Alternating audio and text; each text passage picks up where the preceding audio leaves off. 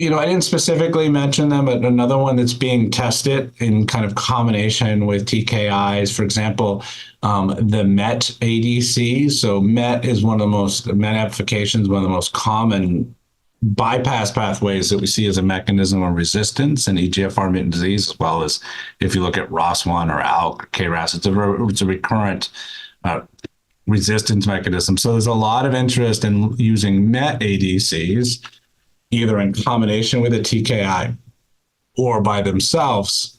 And so there are a variety of those agents from Regeneron and other companies that are being developed and have shown some promising results. So I think MET is likely something that in the targeted therapy space for ADC, we'll see a lot of. Obviously, in the HER2 space, we already have the approval of Enhertu in the second line setting, and really there is a trial underway actually looking at it in the first line setting.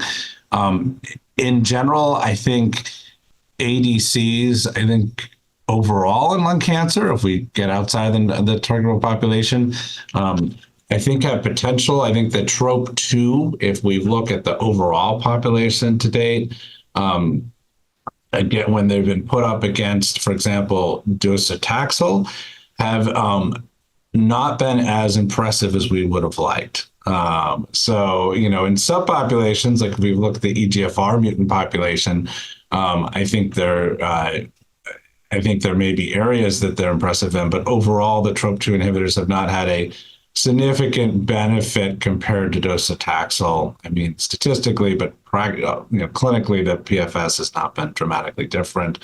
We have data, obviously, with Dato-DX and also Sacituzumab as well. That has been there's a press release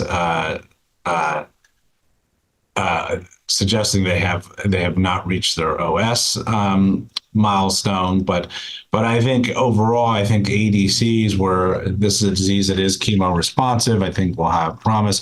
I think another area that is very promising and they're being looked at is in combination with immunotherapy, right? Because we know that in lung, chemo immunotherapy seems to be superior.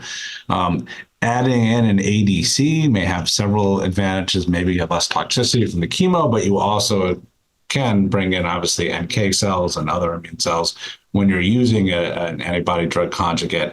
And so I think that's a group where, especially for some of these agents that are not really targeted to a specific molecular alteration, may have the most benefit.